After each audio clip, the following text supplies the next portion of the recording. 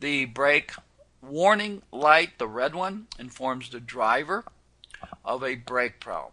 A hybrid brake problem, a parking brake that's applied, or low brake fluid level. The yellow one signals brake system failures that will not influence brake performance.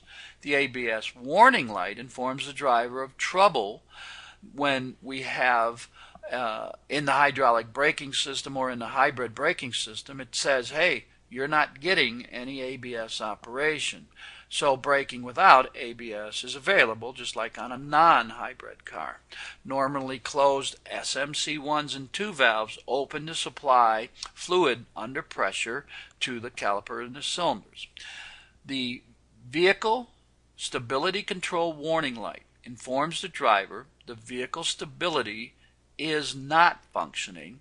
The slip indicator light informs the driver that either the vehicle stability control or the ABS system is active right now. The skid control buzzer, the audio buzzer, informs driver that vehicle stability is operating and that there is trouble with the hydraulic pressure source for braking. Fluid pressure sensors change the brake system pressure into a signal voltage so the skid control ECU can read that. The accumulator pressure sensor should always be higher than the individual brake pressure sensors during normal braking. Use a scan data for pressure indications at each wheel, so pull the PIDs up for the pressure sensors. If you have to do it with a voltmeter, we give you this chart. As pressure increases, the voltage increases. Look at the first one, brake pedals released, and that's what scan data should say there. At 145 psi, 0.6 to 0.7. At 1450 psi, 2.4 to 2.7. As pressure increases, the voltage increases. Scan data for the skid control ECU is going to have things like the yaw rate sensor. Now, that's going to measure the lateral forces in degree per second. The minimum is minus 128 with the max being plus 128 degrees seconds. The yaw zero value is stored when the vehicle is stopped. Now this is a meaning that the skid control ECU sees a value of 100 degree seconds from the yaw rate sensor. Where does it standard at? Where does it say zeros at? Well, when the vehicle is standing still, stopped, the skid control ECU looks at the yaw rate sensor and it establishes that value. So when it says 128 degrees, 90 degrees, 31 degrees, whatever it says, it has a zero to base that information off of. Vehicle speed, front wheel, that's your vehicle speed. When you look at the SLA, and that looks like FR, so front current, we have the current for those SLA sensors and solenoids. And current should be 0 when the brake pedal is released, increase when brake pedal is depressed, and never more than 3 amps. We have the stroke sensor signal, 0.7 to 1.3.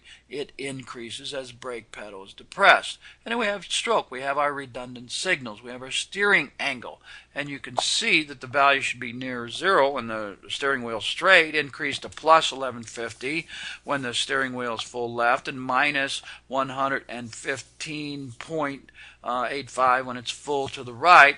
And when you look at these values, you go, wow, that's a lot of degrees with 360 degrees in a circle. And what that means is you turn the steering wheel once, twice, 3 times, 2.5 times.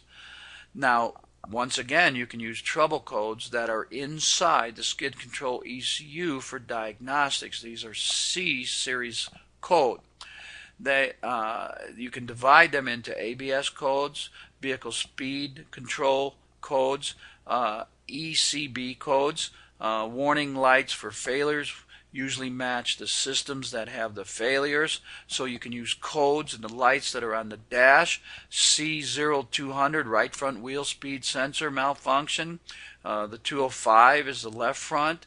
The information codes are going to define the specifications and the specific circuits that require your attention.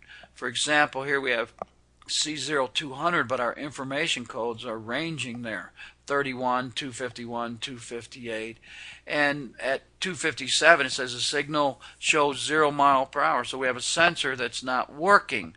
So once again, use the code as well as the information codes, the 3-digit codes, to get to the specific circuit. Here we have a C1234, which sounds funny to me, but we have the information codes 331 through 335 and then 337. Yaw rate sensor communication indicates that the yaw rate sensor detected a malfunction during a self-check. Now you're going to check powers and grounds and the CAN bus, because it said the communication, when we went over the operation of the yaw sensor, we found out it didn't have any outputs other than the CAN bus. That is its outputs. So perform 0-point calibration after replacing a yaw sensor, and that will be found in your service information or the manual. Now, the 1235 is the right front wheel speed sensor. It has foreign matter attached to it. That's how good these codes are. So using scan data, the warning lights, and the diagnostic trouble codes and the information codes, you can go directly to the circuit that needs testing for the skid control ECU.